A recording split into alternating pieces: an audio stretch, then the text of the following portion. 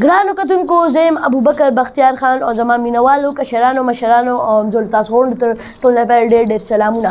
نن زما پروګرام چې کوم دی هغه د صحافیانو په حق کې دی. څنګه چې تاسو ته پته ده صحافت د ریاست څلورمه ستنه ده او هغه ستنه چې ته لږ هم روچړې نو آبادي به خرابه شي، آبادي به پروزي. نو داسې یو شمېر صحافیان که هغه شوي دي قتل شوي دي تللی دي د دنیا نه په ډېر یو نر میشن کې په د ایم ایس شانتي ظالمانو د خلاف پتلو کې. دا ډېر غټ ظلم دی د ایم ایس شانتي قاتلانو په ظلم کې. نو تاسو لږ سوچ کې داسې یو بل صحافي راغلی دی چې هغه د ایم ایس ظلم خلاف یې اوچت کړی دی او دا 4 ایم پی ایګان او دا 2 ایم این ایګان د هغه نه اخلي، مرسته نه کوي. او هغه صحافي دی الف خان شیرپاو فاونډیشن. نو تاسو وګورئ چې دا غون عوام د 400 دی هغه سره ولاړ دي او دا وکیلان دا ډېرې پارټیان تاسو وګورئ که نه دا څومره خلک ورسره ولاړ دي. نو صرف دا 4 ایم پی ګان او دا 2 ایم این ایګان ورسره نه ودرېږي، دا انصاف دی. ګودري هغه ته لاړ شئ، د الف خان شیرپاو فاونډیشن هغه لوګو ته لاړ شئ، اکاونټ لوګو تاسو چې وګورئ باندې لیکل دي حق حقدار. نو صحافي خو کار دا دی یو حقدار له به حق ورکوي. نو که هغه حق صحافي حقدار له حق ورکوي نو هغه سره بیا بد وشي، هغه سره ظلم وشي، هغه سره پکې بیا رټې سپېرې ورته ووایي، کنځلې ورته وکړي، دا څه کوي؟ دا انصاف دی. بیا به دا ریاست دا آبادي به ډېر زیات ښه جوړي، دا ستنې به ډېر زیات ښکلې ولاړ که نه خو تاسو صحافي به چېړوئ. خبره ولئ دا پاکستان نه دی، دا د صحافیانو دپاره یو ډېر خطرناک ملک هغه شوی دی. په دې کې صحافیان ته ډېر زیات خطري. تاسو په کار دی د ایم ایس له ډېر زیات پروټوکال ورکړی دی، ایم ایس له هم دومره هغه ورکړی دی، حالانکې ظالم دی، قاتل دی، انصاف نه دی کړی، صرف یې دا 2 هسپتالونه شر کړي دي.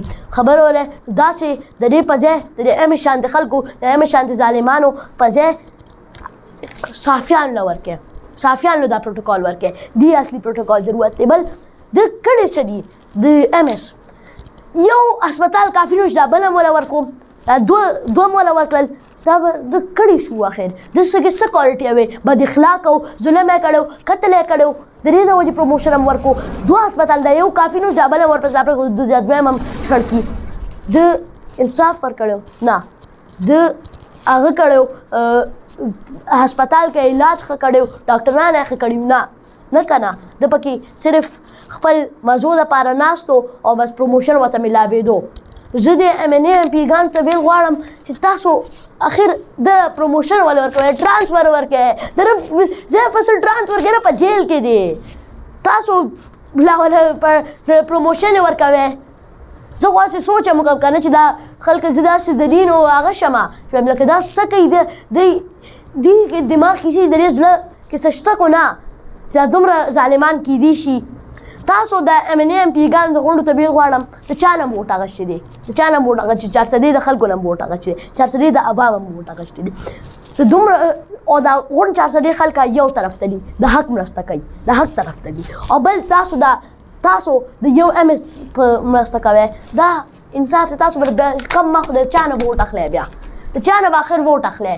400 عوامه 400 عوام خو بیا تاسو ته مخې ته تاسو ته به شاته هم نه ګوري، تاسو به بیا د کم مخه ووټ اخلی.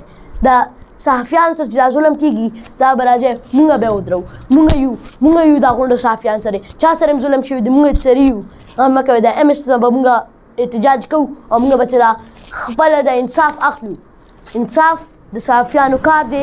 صحافت انصاف ته هم وایي، صحافت هم انصاف دی. بس چې صحافت کوي نو انصاف ته به ځي.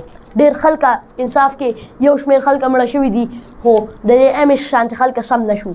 نو د ایم ایس شانتي خلکه به اوس صحافیانو په ځای به د ایم ایس شانتي خلکو ته هغه میلاویږي، سبق به میلاویږي. امید لرم تاسو به زما انټرویو ډېر زیاته خوښوي. کو جون دو زه به تاسو سره په بلې انټرویو کې میلاویږم. جزاک الله والسلام.